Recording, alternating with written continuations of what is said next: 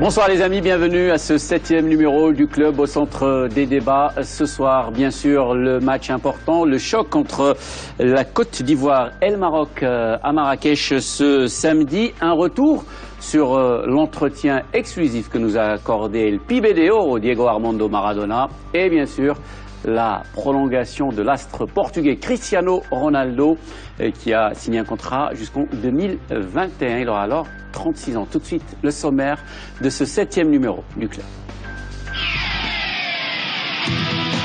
Maroc-Côte d'Ivoire, le choc du week-end en éliminatoire de la Coupe du Monde 2018. Hervé Renard, rappelé à trouver des solutions pour ces lions face à des éléphants qu'il avait emmenés sur le sommet de l'Afrique lors de la dernière CAN en 2015 en Guinée équatoriale.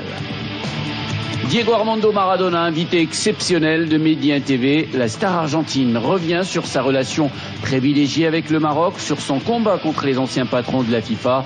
Maradona nous parle aussi de Lionel Messi. Les moments forts de cet entretien avec Diego Armando Maradona dans le club. Cristiano Ronaldo au Real Madrid jusqu'au 30 juin 2021. Il aurait alors 36 ans. Arrivé en 2009 en provenance de Manchester United, CR7 affiche des statistiques affolantes avec régularité, 371 buts en 358 matchs et remporte entre autres un championnat d'Espagne et de Ligue des Champions. Oh, bonsoir donc, équipe réduite mais pas pour autant affaiblie ce soir dans le club. Amin Rahmouni, bonsoir. Bonsoir. Ça te fait rire? Ah ouais, non, ça promet. Reda Alali, bonsoir. Bonsoir les amis. Quelle bonne mine. Voilà, c'est bien d'entamer dans la joie et l'allégresse cette édition du club, puisqu'on va parler de cette rencontre entre les Lions de l'Atlas et les éléphants de Côte d'Ivoire. Une rencontre prévue ce samedi. Un adversaire qui nous a souvent posé problème durant ces dernières années. Alors, ce match, on le qualifie d'important, de choc, de quasi décisif dans cette course à la qualification pour la Coupe du Monde. Il n'y a que 6 matchs. Et quand on reçoit, entre parenthèses, l'adversaire direct pour cette qualification, ce qu'il faut, c'est d'abord ne pas perdre et surtout essayer de gagner. Ah là, il faut gagner, là. Là, il faut gagner. On est dos au mur. Il y a un qualifié. Enfin, on va pas refaire la formule, tous les Marocains la connaissent. Un qualifié, aucun droit à l'erreur. Un qualifié qui a gagné un adversaire qui a gagné son premier match contre le Mali, donc qui arrive avec 2 points d'avance sur nous. Et à domicile, évidemment, il faut gagner. Il y a même pas de débat à avoir. C'est des finales. Qualification à la Coupe du Monde, c'est 6 finales quasiment qu'il faut jouer. Enfin, c'est des banalités ce que je dis, mais il n'y a pas grand-chose de plus à dire, si ce n'est que... Enfin, moi, j'ai bizarrement un bon feeling, mais je te laisse... Bizarrement. Tu penses, ouais, bizarrement. Ouais. Bizarrement. Bizarrement, ça serait bon à développer, ça. Pourquoi ça, bizarrement? Je sais, non, je dis juste que le dernier match référence de l'équipe du Maroc, ça date quand même, en termes de qualif, on va basculer vers 2011, fameux Maroc-Algérie. On est un beau Maroc-Cap-Vert. Ouais. On les prend ici au retour, ils étaient quand même favoris.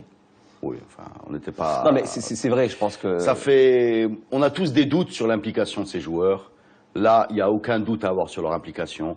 Ils ont envie d'aller en Coupe du Monde. Ils respectent l'adversaire, ce qui est en général rarement le cas. C'est souvent un complexe de supériorité qui nous plombe les résultats. Ils respectent l'adversaire, ils ont envie d'aller en Coupe du Monde. Ils jouent dans le stade qu'ils ont choisi, enfin leur stade de Marrakech.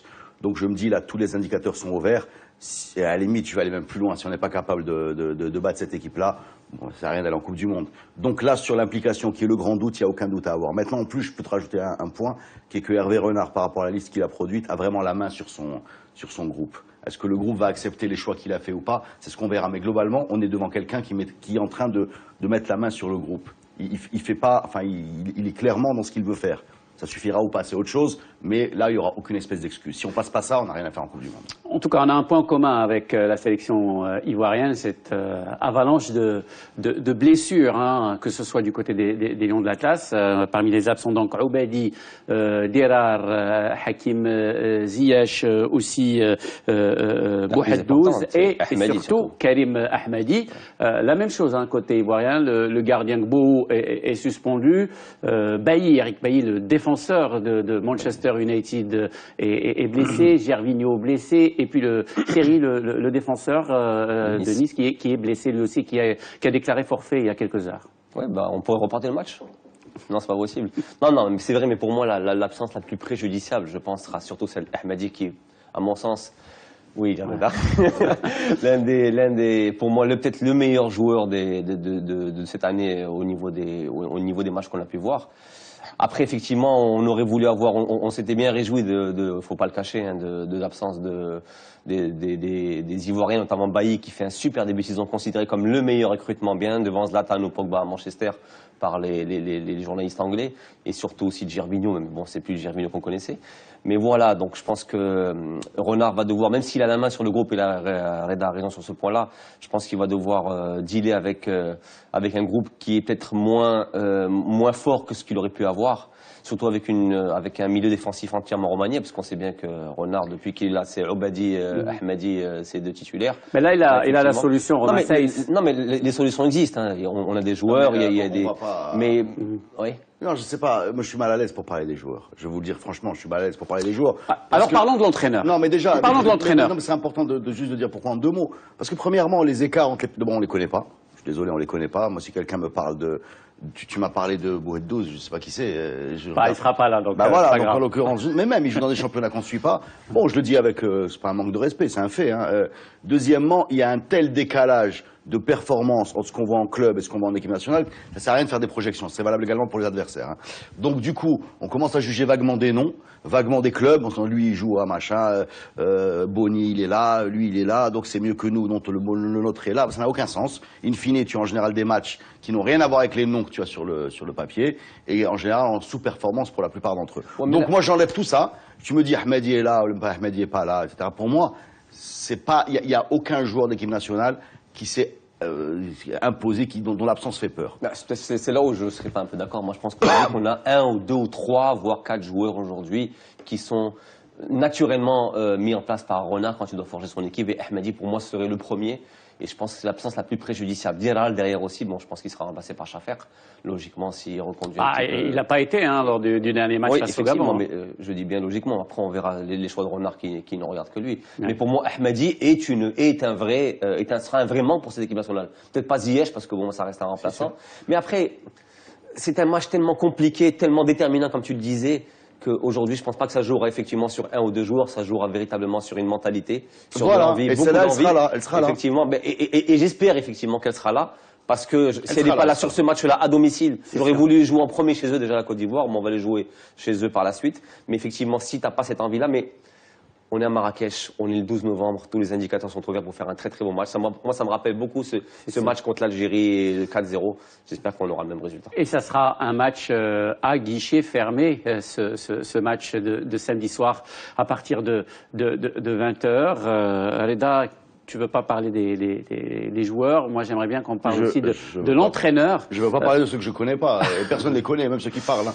Alors, Ahmadi, on le connaît bien. Pour Hervé Renard, il ne devait pas être là, Hervé Renard. Il sera là très prochainement. De toute façon, là, on peut le comprendre. Voilà, comme on le voit sur les images, il est en train d'animer les entraînements et la troisième séance d'entraînement aujourd'hui de l'équipe du Maroc. J'apprécie beaucoup sa présence dans les médias européens. Mais il sera présent également dans les médias marocains, il sera présent dans le club, c'est une promesse. Je te rappellerai juste que tu as des cartons jaunes et des cartons rouges que tu peux distribuer à l'envie. Non, mais pour l'instant, c'est un tacle très... Justement, Hervé Renard, est-ce le premier véritable test du nouveau sélectionneur de l'équipe du Maroc? Parce que là c'est du lourd, c'est du costaud, et ça tombe être quand même son ancienne sélection. Il est là pour ça. Hervé Renard a une qualité que même ses détracteurs ne lui contestent pas, c'est d'avoir un palmarès africain, une grande connaissance des équipes subsahariennes, en particulier celle qui vient d'entraîner et celle qui est notre adversaire du jour. C'est quelqu'un qui est là parce qu'on a un déficit en Afrique. Les joueurs connaissent pas l'Afrique, l'entraîneur la connaît très bien. Et les adversaires connaissent très bien Hervé Renard. Donc je pense que c'est un avantage psychologique et même un ascendant psychologique que tu poses devant ton adversaire en disant voilà, sur mon banc de touche, j'ai celui qui te connaît, qui t'a coaché, qui t'a emmené au top, et là aujourd'hui qui va s'occuper de tes adversaires. Ça peut faire douter. Pour moi, c'est parmi les plus et les moins qui font qu'on réfléchit à à ce côté-là, Hervé Renard fait partie de ça. Après, moi, j'aimerais bien, sincèrement, je le dis, c'était une boutade en disant, j'aime beaucoup le voir dans les médias français. Je pense sincèrement, je le redis, et je le redirai tout le temps, j'ai pas de problème avec cette idée-là, j'ai pas de problème à me répéter. On a un déficit de communication avec ces gens-là, on les connaît pas, ils nous connaissent pas, qu'ils nous parlent, qu'ils parlent à la presse. La presse n'est que le relais vis-à-vis de l'opinion publique. La presse n'est que le relais vis-à-vis des médias. Quand ils parlent à la télé, ils parlent pas à la télé, ils parlent aux gens. Ça serait quand même bien que le staff ou les joueurs commencent à nous parler, voilà. J'aimerais juste rebondir sur ta question. Moi, je pense que Hervé Renard a fait ses preuves sur la double confrontation Maroc-Cap-Vert. Parce que quand il arrive, effectivement, il arrive sur des qualifs pour les CAN face à un leader du groupe, en fait, qui était le Cap-Vert. C'était certainement pas nous. Il était même leader du classement de la FIFA au niveau africain. Et il gère parfaitement, je trouve, pour un nouvel arrivant. Et c'est la preuve, surtout, qu'il connaît bien effectivement cet environnement. C'est très important. On va jouer une CAN. Une CAN, on va le rappeler, c'est 3 semaines de compétition. Et c'est 5 semaines en tout entre la préparation et le jeu. Donc aujourd'hui, tu as besoin d'un entraîneur qui connaisse bien l'environnement, qui le maîtrise. Et c'est là où je veux rebondir sur ce que disait Reda. Aujourd'hui, quand on parle de parler à la presse, c'est pas pour éventuellement nous auto-flatter l'ego, ou alors c'est juste pour faire en sorte. La presse je reprends les mots de Reda, la presse n'est qu'un relais. Qu'un liant, voilà, c'est un liant entre effectivement cette équipe-là et ceux qui sont censés la représenter sur un terrain. D'autant qu'il y a ce problème de manque de communication, qu'on ne connaît pas ces joueurs, qu'on n'a pas souvent accès à eux. J'y arrive. Aujourd'hui, je vais reprendre ce que j'ai dit il y a 2 semaines. C'est qu'aujourd'hui, quand tu t'ouvres justement à la presse, quand ces joueurs s'ouvrent à nous à travers cette presse-là, déjà, tu crées un climat de confiance et tu crées de la sérénité. Moi, je n'ai plus souvenir, très honnêtement, depuis bien longtemps, où on a participé à une compétition majeure serein. Il y a toujours eu des incompréhensions. Donc les incompréhensions vont entraîner des rumeurs. La rumeur va entraîner du malaise. Et quand tu arrives avec du malaise, tu ne peux pas être serein et jouer convenablement. Et aujourd'hui, on a tout fait pour apaiser les tensions quand il y en avait. Il n'y a pas moins de tension, il y a juste plus d'indifférence pour moi. Il n'y en a pas moins de tension, je pense que les gens sont fatigués.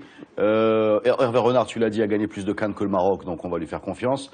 On n'est pas dans une logique où on se dit laissons-les travailler, il faut qu'ils aient de la sérénité. On est plus dans une logique où les gens sont un peu fatigués de s'enthousiasmer chaque 2 ans pour avoir une désillusion. Donc ça vient, on sera content, ça vient pas, bon, on se dira que le problème est ailleurs et on changera d'entraîneur.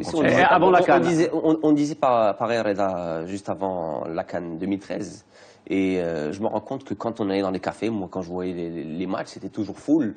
Et on n'avait aucun problème à ce niveau-là. C'est peut-être une petite désillusion ou un désintérêt pendant des matchs de qualif, parfois, sur les matchs amicaux, très certainement. Mais quand on arrive ça, comme on dit au niveau footballistique, et quand tu es sur une compétition, je pense qu'on fonde beaucoup d'espoir. On part plus avec cet objectif de la gagner parce qu'on sait ce qu'on vaut réellement. Mais je pense qu'aujourd'hui, que l'intérêt ne faiblit pas quand on est véritablement dans la compétition.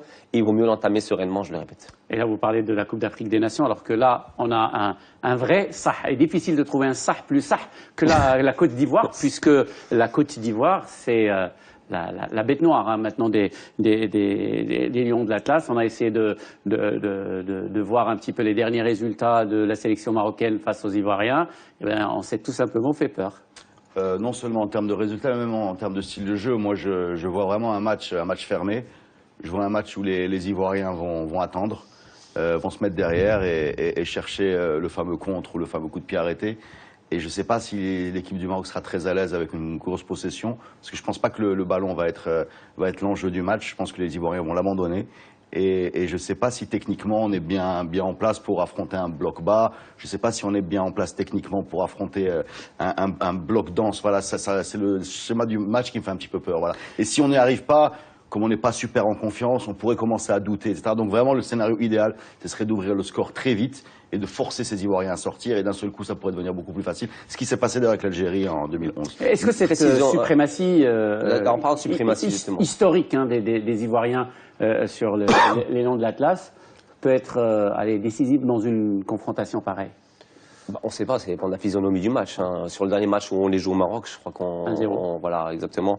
Ils gagnent l'avant-dernier match où on les joue au Maroc, ils menaient au score, on égalise. On va quand même rappeler qu'on les bat plus depuis au moins 2003. C'est-à-dire que depuis plus de 13 ans. Toi, nos joueurs, ils sont pas dans cette culture. Ils connaissent pas. On devrait leur dire, ça fait plus de 6 matchs. Ça fait plus de 6 matchs qu'on les bat pas. Si dans le meilleur des cas, c'est match nul, dans le pire des cas, on perd à domicile. Ce que tu oublies. Donc il y a rien de véritablement glorieux. Ce que tu oublies, Amine, c'est que la culture de l'équipe nationale a changé. la culture foot de l'équipe nationale a changé. C'est-à-dire que dans les années 90, toi ou moi, ou n'importe quel joueur qui était marocain savait que notre ennemi, par exemple, historique, c'était l'Égypte ou la Tunisie, tu vois. Mais aujourd'hui, là, ces gens n'ont pas grandi dans ce genre de référence. Ces gens-là n'ont pas vu le superbe but de Biaz contre la Côte d'Ivoire. Par exemple, ils n'ont pas vécu cette minute où ils balancent ce coup de pied. Ils n'ont pas la chance de vivre comme nous aussi. Hein. Voilà. Non, mais il n'y a pas que ça. Ils n'ont pas grandi dans le même monde. Mais par contre, c'est pas un crime aussi. Hein, c'est pas un crime. Par contre, la Côte d'Ivoire a également beaucoup de binationaux. Aurier et compagnie, et il y a un côté un peu derby. Il y a un côté un peu derby parce que c'est des gens qui très souvent viennent des mêmes centres de formation. Voilà, c'est important aussi. Et ce que tu perds en culture générale foot marocain, tu le gagnes en rivalité locale version européenne, quoi. Ouais, moi, ce que j'aimerais perdre aujourd'hui en talent intrinsèque pur, c'est peut-être le gagner en envie, en se disant qu'ils ont une chance unique. Il y aura de l'envie. Voilà, d'aller en Coupe du Monde. Parce qu'à mon sens, ça va vraiment se jouer qu'à ça. Parce qu'en plus, même s'il y a de l'envie, ils vont nous entraîner avec eux. Ça catalyse beaucoup de choses. Donc, mettez de l'envie. En tout cas, il y aura certainement de l'envie. Il y aura, comme je l'ai dit tout à l'heure, un stade plein à craquer à Marrakech. Il y a eu même. Mais qu'est-ce que ça veut dire un stade plein à craquer? Cet appel, un stade. Les billets sont vendus. Tous les billets sont vendus. Tous les billets sont vendus. Et Hervé Renard a fait un appel aussi au public pour qu'il vienne en rouge et vert soutenir cette sélection marocaine. On va maintenant revenir sur un événement qui a failli, moi, me coûter mon amitié avec mon voisin de gauche, Monsieur Reda Al-Halali, auquel je tiens énormément. L'entretien, bien sûr, exclusif que nous a accordé Diego Armando Maradona avant son déplacement au Maroc et entretien accordé chez lui à Dubaï. Je vous propose maintenant les moments forts de cet entretien où la star argentine a parlé bien sûr de ses voyages au Maroc, de ses engagements humanitaires, de son combat contre les anciens dirigeants de la FIFA et a partagé aussi avec nous sur son regard sur le football d'aujourd'hui.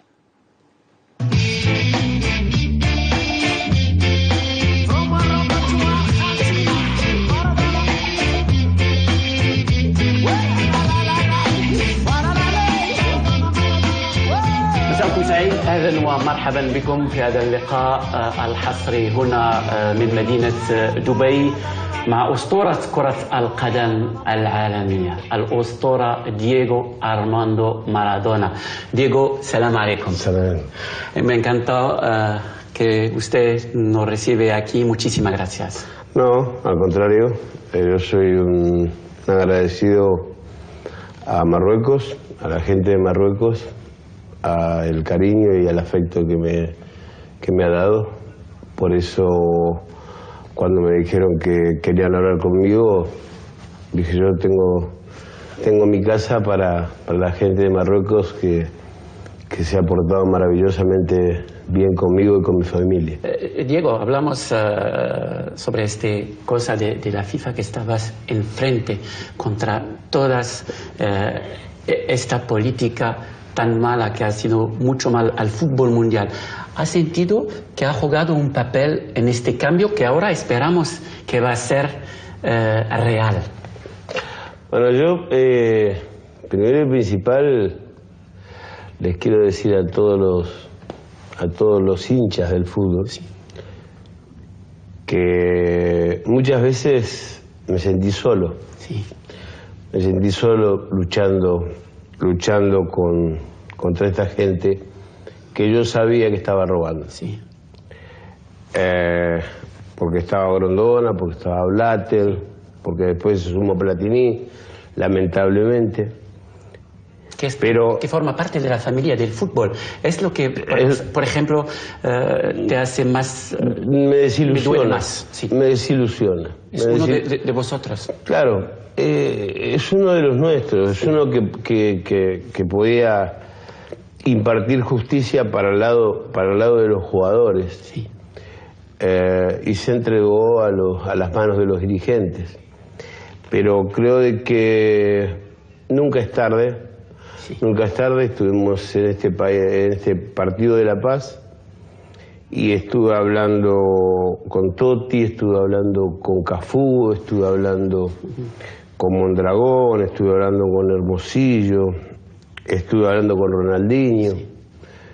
Y ellos me dijeron, Diego, donde vos vayas, nosotros vamos. Porque lo tuyo, como le decía antes, me decía Ronaldinho que lo mío no es de ahora. Yo a los Blatter, a los Avalanche, a los Grondona, los he combatido siempre. O sea, y mi lucha no fue de loco, de loco.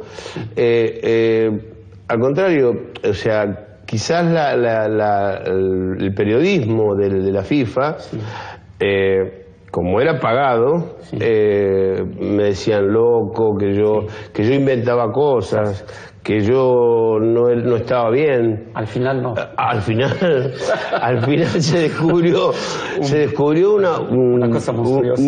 una bomba, pero que hasta, a mí no me sorprendió. Sí.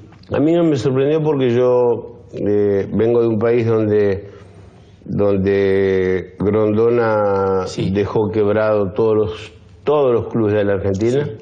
Hoy la Argentina está pasando una dificultad enorme.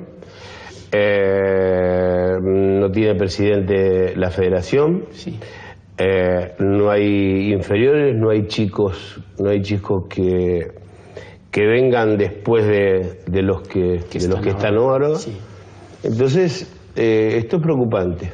Pero creo que con reuniones, con partidos, haremos de que la gente vuelva a creer en el fútbol, vuelva a creer sobre todo en que la FIFA es de los futbolistas. Es vuestra responsabilidad, ¿no? Exacto, ahora, exacto. Que tener que coger este poder. Que la puerta, me han dicho, está abierta hoy. Lo fue siempre.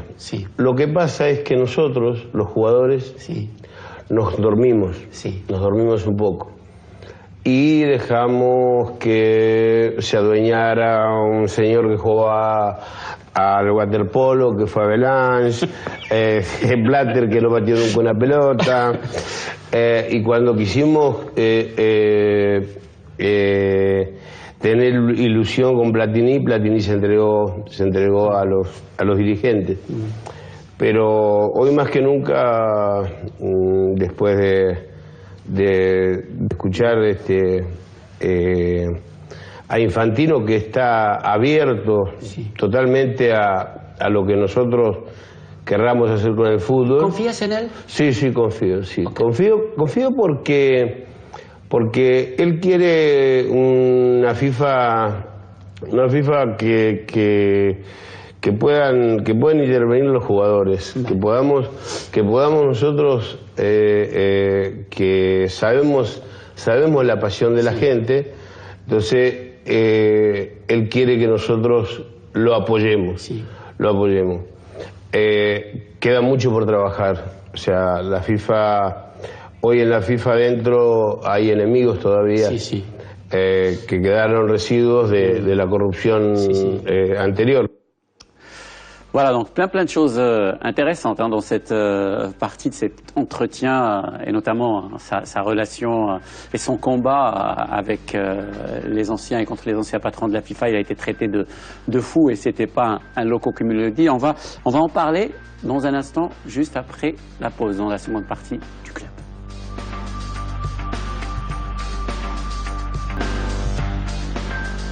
Bienvenue donc dans cette seconde partie du club. D'abord, mes amis, une réaction après ce premier passage de l'entretien que nous a accordé Diego Maradona. La parole déjà, j'aimerais saluer le geste technique fait de ta part pour essayer de rattraper ce qui peut vouer l'être de ce rabiboché avec Cyril Zalali en proposant une chanson des Oba Spirit sur ton interview. C'était la super chanson Maradona Non, mais Maradona, je crois. Regardez le sang-froid. Regardez le sang-froid. Je vais prendre ni carton jaune ni carton rouge. Je parlais de l'interview parce que ça, on réglera nos affaires après. Après l'émission. Voilà. Mais sinon, je finis juste par rapport à l'interview. Je trouve qu'aujourd'hui, l'interview, là où elle prend tout son sens, c'est que bien des années après son combat, quand le château de cartes s'est écroulé, avec le départ du président de la FIFA et de tout le système, en fait, on se rend compte finalement, comme il dit si bien, qu'il n'était pas si fou que ça. Alors on le savait déjà. Non, mais on savait, mais voilà, c'était. On va rappeler Maradona. Mais Maradona était traité quand même de pestiféré, de fou, de drogué. Il faut remettre ça dans le contexte. C'était un personnage sulfureux, c'était pas non plus le saint pape qui venait faire une critique à l'encontre d'un système. C'est qu'aujourd'hui, à l'époque, Maradona, on l'adorait tous pour ce qu'il était. Voilà. Ce personnage un petit peu en dehors des marges, petit peu bizarre. Mais ce qu'il y a, c'est qu'effectivement, 20 ans plus tard, 20-25 ans plus tard, il avait raison, in fine, il avait raison. Mais on l'avait senti qu'il avait raison. Il disait qu'il s'est senti isolé dans son combat. C'est pas vrai. Les gens étaient avec lui. Il était isolé dans les instances. Il était isolé peut-être pas dans les vestiaires, mais vis-à-vis des institutions. Il était en guerre contre le président de sa fédération argentine, le président de la fédération mondiale, et l'ancien Avalanche qui taclait aussi au passage joueur de water-polo, le nouveau qui joue pas au foot, le local qui a pas mal de casseroles qui lui traînent. Mais les gens, ils sentaient ça. C'était avant les réseaux sociaux, il faut le dire aux jeunes qui nous écoutent. C'était avant les réseaux sociaux. C'était un moment où on sentait beaucoup de choses juste par le jeu et par très peu d'interviews. Maradona, dans le grand combat symbolique qui oppose le foot au business, le jeu au marketing, il a toujours été du côté du foot, du supporter et du ballon. C'est pour ça que les gens l'aiment. C'est pour ça qu'on a écrit cette chanson. Et je ne veux pas parler de moi, mais je sais qu'on n'est pas les seuls. Il y a 80 ou 100 chansons qui ont été écrites sur Diego, parce que tout le monde l'a senti, et qu'il avait un impact qui dépassait largement, que son combat était largement plus fort, plus grand que le simple ballon rond et l'enceinte du stade. C'était un combat mondial sur qu'est-ce qu'on va faire ensemble. Voilà, justement, le combat mondial, c'était le combat du juste, peut-être, mais surtout du faible contre les très forts. Voilà, ils étaient beaucoup, donc au-delà de la justesse et de la pertinence de son propos et de ses positions, c'est qu'on avait l'impression, notamment avec son retour à la Coupe du Monde de 94 aux États-Unis, on a l'impression qu'il y avait justement une sorte de chape qui pouvait s'abattre à tout moment sur lui, et qu'il ait eu raison ou pas, c'était justement l'effort de la FIFA qui était soutenu par beaucoup d'argent face à un faible qui était diminué par sa condition de sportif déchu, sa condition de sportif drogué, parce qu'on le sait bien, sa condition de sportif qui traînait plein de casseroles. Et je crois, et c'est là où je rejoins Paul sur une seule chose, et je crois que c'est pour ça que tout le monde l'aimait. Moi, je revois des images de lui quand il était hospitalisé, les gens en bas de l'hôpital où il était, c'est quelque chose quand même d'extraordinaire, quoi. C'était une vraie icône, dans le sens global du terme. En tout cas, cet entretien a aussi été l'occasion de revenir avec Diego Maradona sur ses visites au Maroc et sur un souvenir aussi qu'il a avec l'équipe du Maroc. On l'écoute. Hablamos de fútbol un poquito, Diego. Ha jugado una vez contra la selección marroquí. Sí, fue en Salta una vez que volvíamos yo volví a la selección, sí.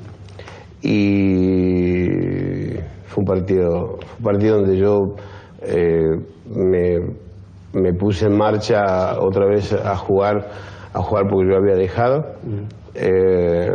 Y la verdad que me divertí mucho. O sea, yo siempre que veo una pelota me divierte y me saca una sonrisa porque es el juguete más lindo que tuve en toda mi vida. A mí los autos, los muñecos, todo, no me gustaba, me gustaba solamente la pelota.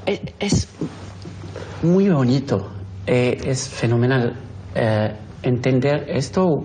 El mejor jugador de la historia de fútbol que habla de la pelota. Sí. Cada gente, a veces, bueno, pelota es un trabajo. No. Este no es un trabajo. No es un trabajo. No, es una diversión. Es arrancarle una sonrisa a la gente. Sí. Es divertir a toda mi familia. Yo hoy tengo un nieto de 7 años. ¿Que juega bien al fútbol? Juega bien, pero no hay que apurarlo. Le pega muy bien. ¿De izquierda o...? Derecha. Pero ya lo voy a hacer zurdo. Lo voy a atar con un palo acá a la derecha.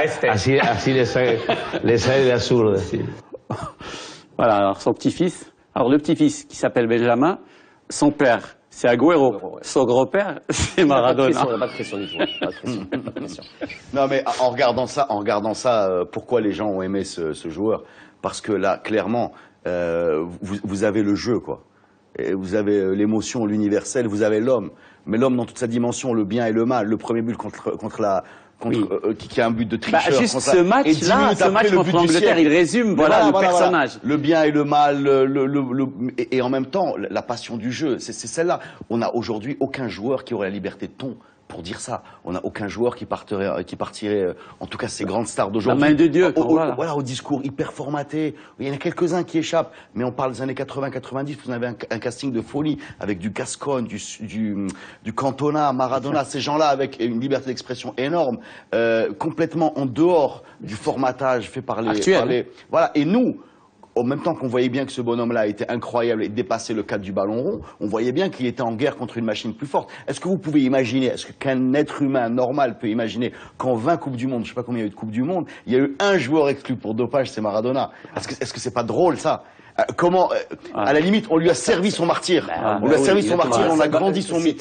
Exactement, c'est ce qui fait qu'aujourd'hui Maradona était. Ça reprend ce que je disais tout à l'heure, effectivement, cette histoire de faible contre du très faible contre les très très forts. Une seule chose, c'est dommage que Maradona ait joué dans un autre temps, parce que j'invite aujourd'hui les gars qui aiment le foot, les Marocains qui aiment le foot et qui ont aujourd'hui 20, 25 ans, qui l'ont pas vu jouer. Allez sur YouTube, il y a un documentaire qui s'appelle Un gamin en or. Regardez-le. Voilà, Un gamin en or, regardez-le, il est en français. Vous allez découvrir un personnage, mais hors norme. Il est véritablement hors norme à tous les niveaux. Sans protection arbitrale. Sans protection arbitrale. C'est très violent. C'est très violent. C'est même pas hors norme par rapport à ce qu'il produisait sur un terrain, hors norme dans sa vie. Et le documentaire est super bien fait. J'aimerais juste préciser une petite chose. C'est que quand j'entends un discours pareil, moi je passe mon temps, je pense comme tous ceux qui aiment le foot ici, même ceux qui nous regardent, à lire des interviews de joueurs. Des interviews d'entraîneurs. Qui disent rien. Il n'y en a aucun qui te parlera du jeu pour le jeu. Sûr. Mais après aussi, quand tu pousses la réflexion pendant 3 secondes et 4 mètres plus loin, aujourd'hui, les sommes qui sont relatives au marketing dans le football sont telles qu'on peut légitimement se poser la question de savoir si aujourd'hui ces joueurs, ces icônes d'aujourd'hui, peuvent-elles prendre le risque que pouvait prendre à l'époque un Maradona, un Cantona que tu as cité, un Paul Gascogne qui était le bad boy du football anglais, et des joueurs comme ça, il y en a eu un canon dans les années 90. Justement. Je pense qu'il y a trop d'argent par rapport à ce qu'il y en avait avant, parce que Maradona n'a pas gagné 1/1000 de ce que gagnent aujourd'hui des joueurs qui étaient 100 fois moins forts que lui. Bah justement, est-ce que ça vous intéresse, mes amis, d'entendre ce que pense aujourd'hui Diego Armando Maradona sur le football actuel? Si ça vous intéresse de savoir, alors je demande Magneto Abdelrazak. Hablamos ahora del fútbol de hoy, Diego.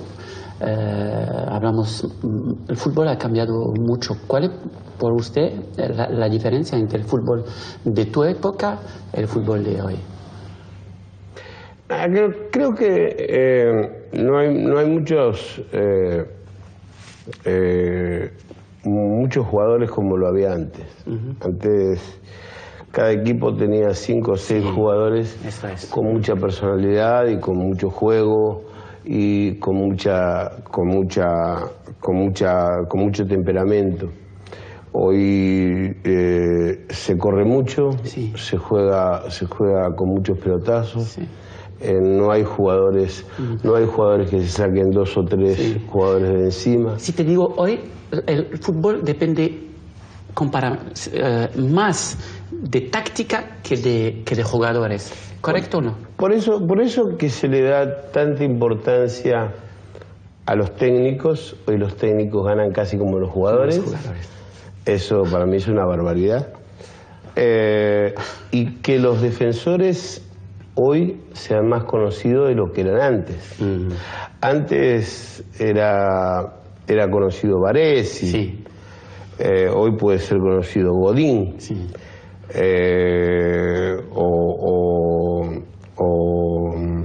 O Thiago Silva. Sí.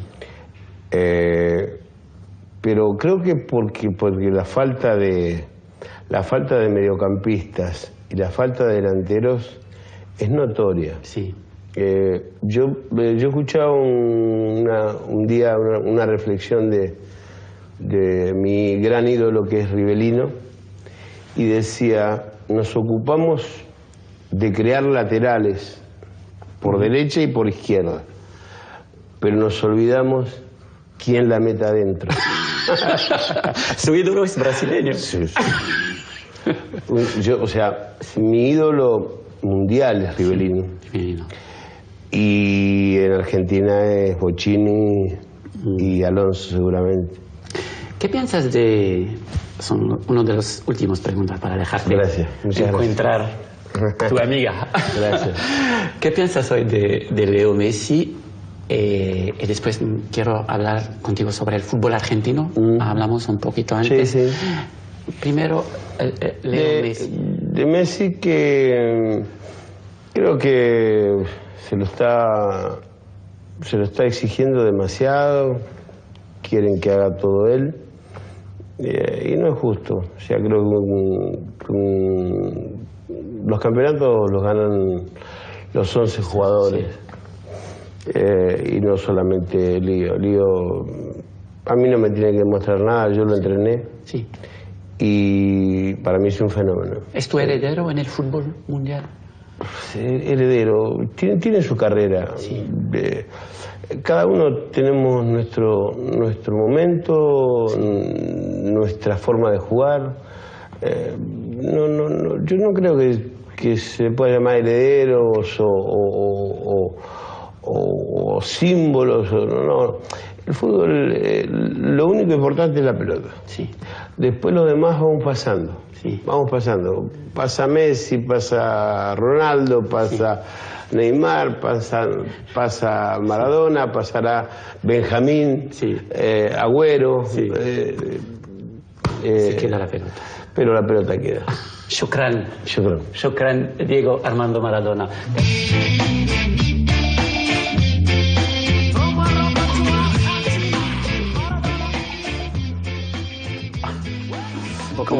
Comment je fais la promo de mon ami? Comment je fais la promo de mon ami? Vu la tête qu'il fait, je suis pas sûr qu'il soit du même avec toi. On revient à Maradona, on n'a pas beaucoup de temps. Et d'ailleurs, merci Jalal pour la musique, merci pour la photo dédicacée que tu m'as ramenée, le maillot que tu m'as ramené, l'invitation que tu m'as lancée pour assister à tout ça. Je déborde de souvenirs de Maradona. En tout cas, Reda, il nous reste quelques petites minutes. Et à ta demande, on va zapper Ronaldo. Même si on a titré là-dessus. Moi, je suis sympa. C'est un ami de 15 ans, ça? Non seulement je zappe Ronaldo, amis, si j'en ai des comme ça, mais pire encore, il reste 4 minutes. On parle pas d'essentiel. J'ai zappé quelqu'un que j'aime beaucoup aussi, c'est Frédéric Hermel, mais pour Reda et pour Maradona. Les deux idoles de Reda. Les deux idoles de Reda, tout à fait. Quand Maradona parle de Messi, c'est très intéressant. Parce qu'on a vraiment un cas d'école, un cas assez étonnant. Parce qu'en général, un talent du niveau de celui de Messi, il va avec les épaules qui portent ce talent. C'est-à-dire qu'un leadership naturel, une capacité à tirer toute son équipe vers la victoire. Et les échecs de Messi en sélection argentine posent cette question. Comment ce bonhomme-là est tellement fort balle au pied, tellement déterminant avec le Barça, et échoue en Argentine, avec la sélection, et il échoue dans des matchs qu'il ne joue pas bien. On voit bien que ça se passe pas bien. Et, complètement l'inverse du leadership que Maradona avait sur son équipe, où il était capable de... Je sais pas comment dire. En général, c'est très rare. Moi, j'ai pas beaucoup d'exemples où tu as pas un leadership technique avec un leadership humain. Voilà, c'est très rare de trouver un tel déséquilibre entre. Et en plus, vous rajoutez à ça la question suivante, pourquoi juste avec l'équipe d'Argentine? Quand j'étais en Coupe du Monde, je posais la question beaucoup aux Argentins, ils parlaient en général du fait que Messi n'avait pas vraiment grandi en Argentine, qu'ils le percevaient un peu comme un joueur espagnol. Il y a beaucoup de choses qui se posent, et je suis sûr que Maradona, quand il dit il ne faut pas lui mettre trop de pression, c'est une façon de le protéger, parce qu'il espère encore, il y a une Coupe du Monde qui vient, et il espère encore que l'Argentine la gagne, mais il n'a que la pression que son talent mérite. Il n'y a pas d'autre traitement qu'il aura à part celui qu'il a actuellement, et personne ne sera détendu avant qu'il gagne cette Coupe du Monde, tout simplement. Voilà. Je pense aussi que tu viens de te faire beaucoup d'amis dans les personnes des groupies de Messi, par rapport à ce que tu viens de dire. Mais à se demander aussi. J'aime beaucoup Messi, hein, mais. Oui, bon, mais là très clairement, à se demander aussi si ça n'arrange pas un peu Maradona d'avoir un joueur qui restera toujours dans son ombre, parce que Maradona, qu'on le veuille pas, même si les aficionados. Toujours orphelin du Coupe du Monde. Hein. Effectivement, donc même si les aficionados de Messi diront toujours le contraire en termes de stats et de réalisation. Maradona a gagné une Coupe du Monde à lui tout seul, et ça, personne ne pourra lui enlever. Personne ne pourra l'enlever. Mais encore une fois, voilà, aujourd'hui, quand tu regardes ce genre d'interview qui, pour moi, vraiment, enfin, ça m'embête un peu de le dire, mais bravo. Ouais, bravo. Parce que non, vraiment bravo. Ça m'arrache un peu un bout du visage et de la langue de te le dire. Mais ça va, on est une équipe, C'est comme si, on a tous fait cette non, c'est pas tout, c'est toi. Moi, c'est par rapport à lui. Mais ce qui me préfère, il faut voir ce qu'il endure depuis maintenant 15 jours. C'est avec lui le voyage en voiture vers Casablanca. Mais ce que je veux dire par là, c'est qu'aujourd'hui, je comprends, quand tu vois cette interview-là, que tu comprends le bonhomme, tu comprends l'engagement, tu comprends comment il vivait le foot. Mais on ne le vit plus aujourd'hui, les joueurs ne le vivent plus de la même manière aujourd'hui. C'est-à-dire Donc même en termes d'engagement et d'acharnement à gagner des choses en proposant du jeu, bah, tu l'as beaucoup moins aujourd'hui. Parce que la nature du foot global a changé. La machine à millions, à marketing, à image, la machine à image, à divertissement. Et c'est là que Ronaldo qu'on n'a pas, voilà, l'exemple Ronaldo qu'on n'a pas, dont on n'a pas parlé aujourd'hui. Qui en est aujourd'hui Ronaldo, qui en est le plus parfait, la plus parfaite, et la plus efficace des démonstrations. Cette machine-là a broyé l'enfant, le joueur, la folie, l'homme, que symbolisait Maradona. Il l'a broyé, et même aujourd'hui, des joueurs qui ont l'air d'avoir une espèce d'exubérance, comme pouvait être Zlatan, Ibrahimovic, il y a un côté un peu frelaté. Il y a un côté un peu marketing, il y a un côté un peu je fais un personnage et je te le donne parce que je sais que ça va me servir. Alors que là, on a accès à une espèce de vérité qui est presque autodestructrice et qui est en ce sens fascinante.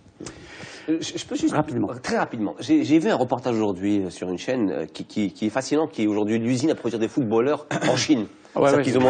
Non mais sérieusement, c'est un truc de fou. Ils se préparent pour la Coupe du Monde au Qatar en 2022. Et la thématique du reportage que j'ai vu aussi, c'était on est 1,5 milliard, c'est impossible de ne pas trouver 20 joueurs. Voilà, mais plus intéressant que ça, il y avait le témoignage d'un gamin, et là ça va parfaitement dans ce que disait Reda, et qui permettra de comprendre aujourd'hui le monde footballistique que nous vivons très rapidement, Jadel.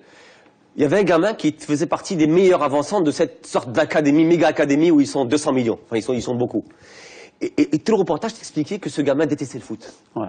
C'est une porte de sortie pour lui. L'État a fait en sorte qu'il intègre justement ce centre de formation et qu'on le forme à devenir un très grand joueur. Mais aujourd'hui, ce gamin qui a 13-14 ans, il me semble, fait ça sans passion parce qu'il n'aime pas ça. Il est juste bon à ça. Donc il vient tous les matins, il travaille, il fait du foot 4 heures par jour, mais il déteste ça. Tu n'aurais pas trouvé ça, je pense, à l'époque de Maradona.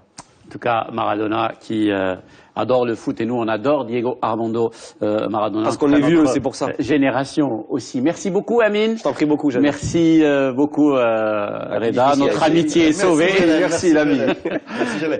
Et pour le maillot dédicacé, c'est... Voilà, c'est la musique. La musique qui est dédicacée.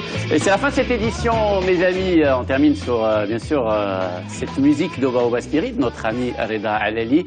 On se retrouve, bien entendu, la semaine prochaine pour vous parler, cette fois, j'espère, de bonnes choses, si vous voyez ce que je veux dire. Ouais, on va gagner. Ciao. Attends.